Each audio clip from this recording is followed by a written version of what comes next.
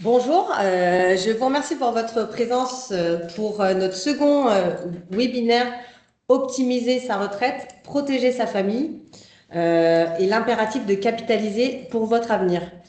Vous passez, vous les soignants, votre vie à soigner les autres, mais qui soigne votre patrimoine? C'est une belle question. Si vous ne changez rien aujourd'hui, vous acceptez de diviser votre niveau de vie par deux demain. Mon rôle est donc de vous aider de passer d'une fiscalité qui est subie à une stratégie de liberté, et je pèse bien mes mots.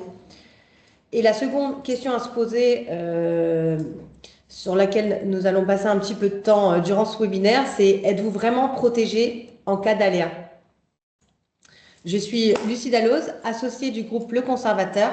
J'accompagne les professions libérales, entre autres, dans la mise en place de leur stratégie patrimoniale en fonction de vos objectifs de vie et de vos objectifs patrimoniaux. Et sur ce webinaire organisé par Smart Santé, je serai accompagnée par Clément Granger, avocat du cabinet Terracotta Avocat. Du choc à la réalité. On va voir aujourd'hui on va parler plutôt, pardon, de votre avenir. La question, elle est simple, hein. Est-ce que votre retraite sera une chute libre ou un envol? Pour la plupart des soignants, la réalité va être brutale, hein, puisque une baisse de revenus de plus de 50% est constatée dès le premier jour de la retraite. Donc, ce n'est pas une fatalité, c'est surtout la conséquence de choix fiscaux qui sont non anticipés. 4 facteurs vont pouvoir expliquer cette chute de revenus. 1. Une anticipation trop tardive. Un statut BNC, donc un statut en entreprise individuelle qui ne permet pas d'optimiser sa fiscalité et préparer sereinement sa retraite. L'inaction est votre plus gros coût, il faut le savoir, en restant en entreprise individuelle. Sans stratégie, vous payez l'impôt sur 100% de vos bénéfices sans pouvoir optimiser votre épargne. Donc c'est de l'argent qui s'évapore au lieu de construire votre indépendance. Ensuite, un autre facteur qui va expliquer cette chute de revenus au niveau de la retraite, ça va être une protection sociale qui est limitée et un patrimoine non structuré qui reste dormant et qui ne permet pas de se générer suffisamment de revenus pour pouvoir anticiper cette retraite. Regardons les chiffres d'un petit peu plus près. Un médecin spécialiste qui aujourd'hui est en BNC, donc en entreprise individuelle, avec aujourd'hui une rémunération, allez, on a pris un exemple de 18 611 €.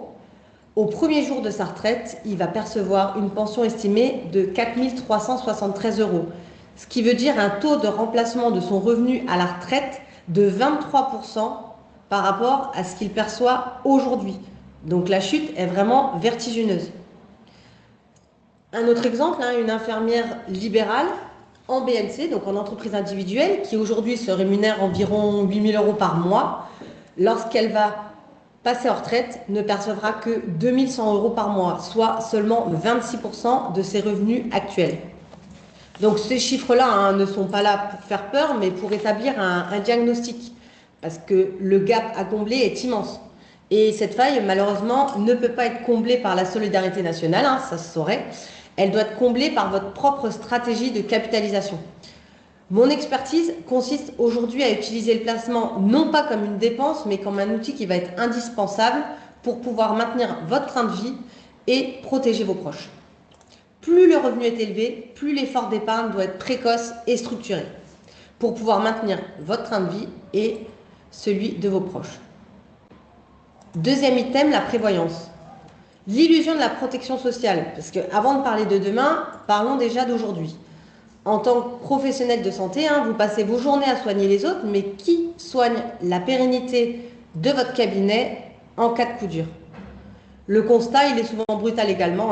Les régimes obligatoires couvrent mieux que 50% du revenu de vos revenus réels en cas d'accident, de maladie. Avec des carences qui sont souvent très longues, mais malheureusement, en cas d'aléa, votre cabinet il va continuer de payer ses charges de loyer, votre rémunération, le leasing peut-être de votre voiture, l'URSSAF, mais vos rentrées, elles s'arrêtent. Ces délais de carence, ils vont réduire et épuiser votre trésorerie Et ces charges fixes, le loyer du cabinet, le leasing, elles ne vont pas s'arrêter. Mon rôle, c'est de pouvoir m'assurer que votre protection n'est pas une illusion, mais un véritable bouclier pour vos projets de vie.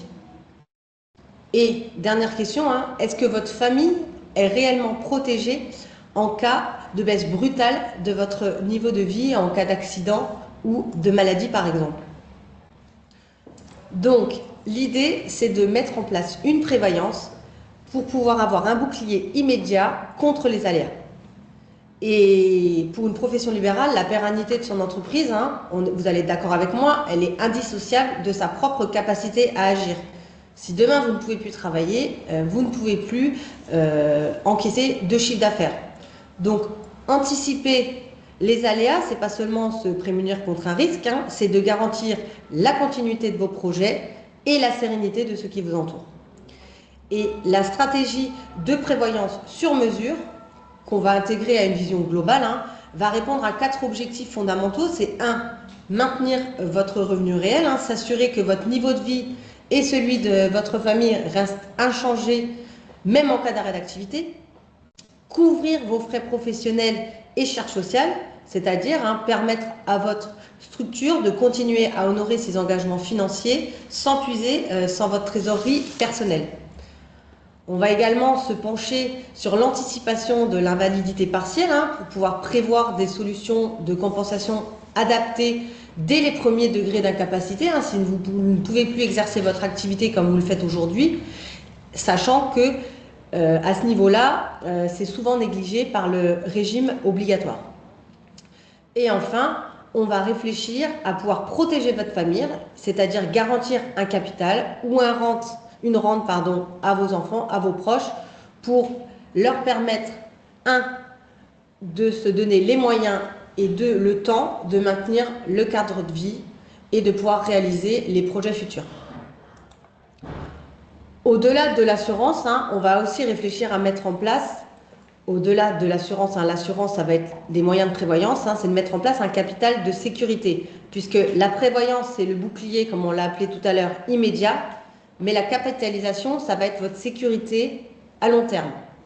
Donc, ce capital que vous allez vous constituer va vous permettre de ne pas dépendre uniquement des indemnités journalières, de pouvoir transmettre votre patrimoine avec une fiscalité optimisée à votre conjoint, conjointe, à vos enfants, de préparer potentiellement un capital pour anticiper les études des enfants, les imprévus et leurs projets futurs.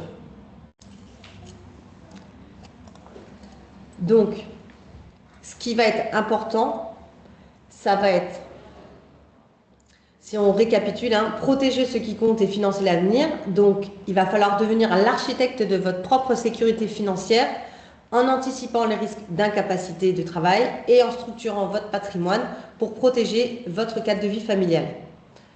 Parce qu'effectivement, vous soignez vos patients, mais qui soigne la pérennité de votre cabinet?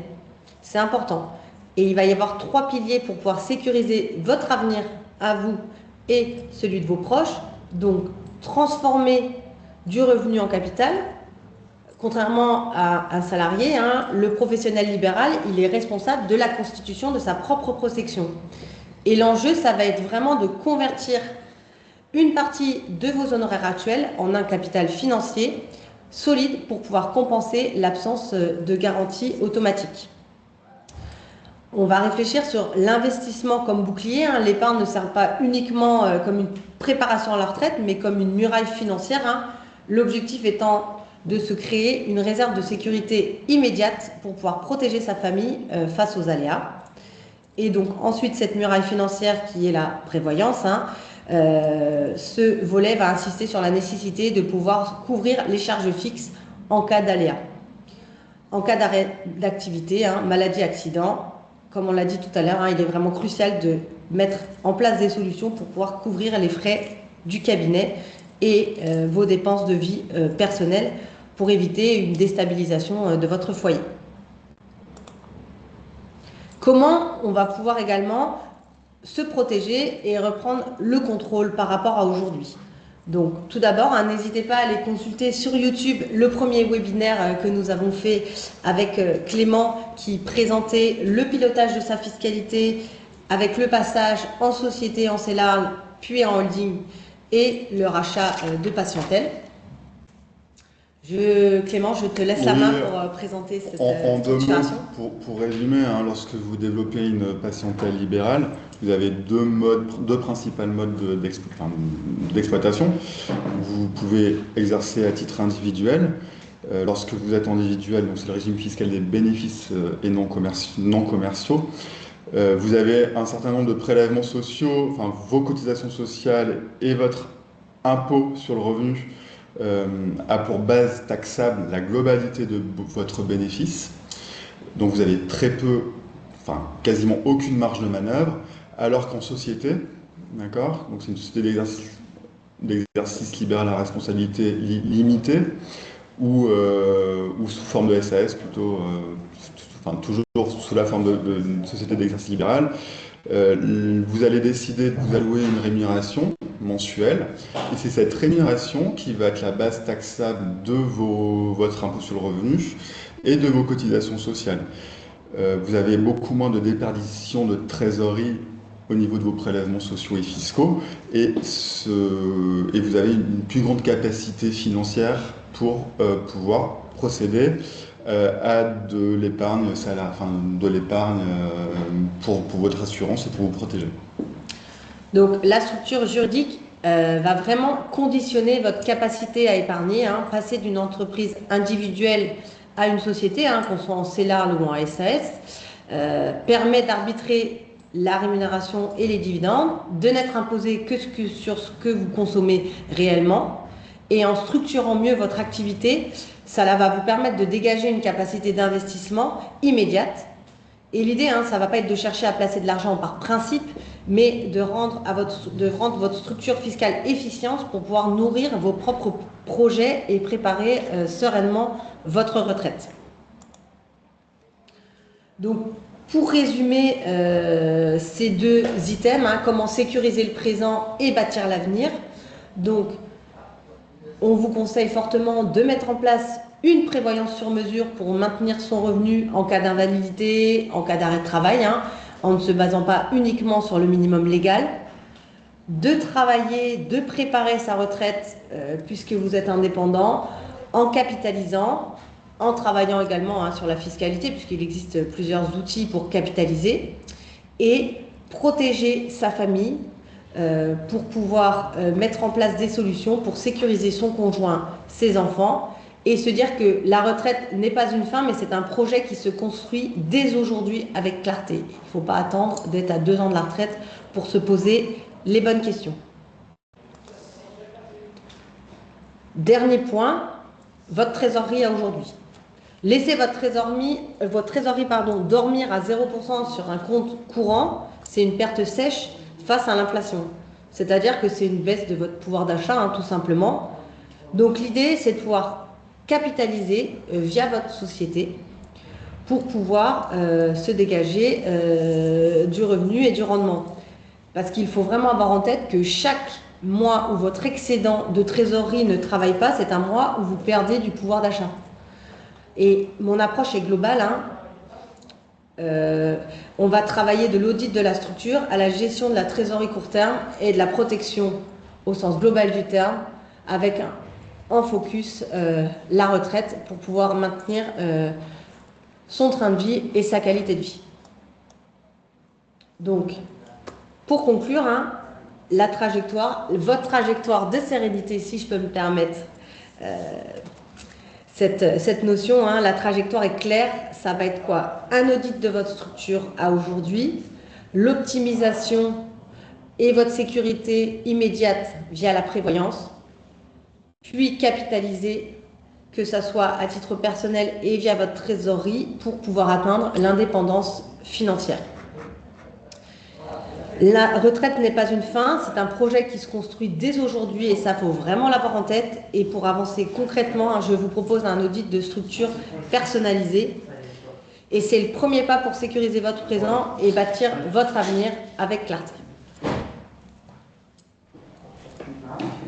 Je vous propose, merci de nous avoir écoutés, je vous propose de pouvoir répondre à vos questions.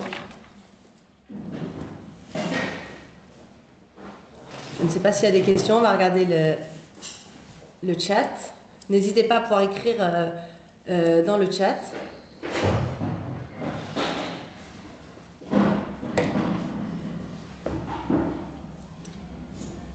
Je sais pas, est-ce qu'il y a des questions pas de questions pour l'instant? C'est en train d'écrire là, des questions. Il y a apparemment Monsieur Laplane qui est en train d'écrire.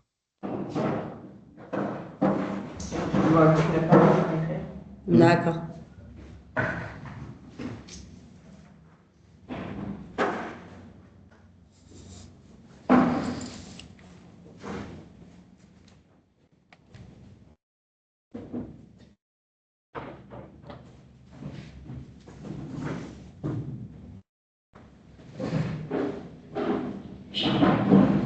Alors, Monsieur Laplane nous dit merci pour cette présentation. Est-ce qu'un excédent variable peut être investi chaque mois avec possibilité de retrait sans contrainte? Oui, tout à fait, puisque la trésorerie d'entreprise doit rester souple et disponible à tout moment. Donc effectivement, on va travailler sur des supports qui permettent de ne pas prendre de risques et deuxièmement, de pouvoir utiliser cette trésorerie à tout moment. Est-ce qu'il y a d'autres questions? Après, hein, l'idée, de toute façon, c'est de faire un audit et de voir ce qui est adapté à chacun. On ne fait que du sur-mesure, évidemment, parce que chaque cas est différent, chaque patrimoine est différent, puisqu'on travaille en fonction de vos objectifs de vie et patrimoniaux. Donc, avec le même patrimoine que votre voisin, nous ne vous proposerions pas les mêmes solutions, puisque vos objectifs de vie sont propres et sont différents, sont tous différents.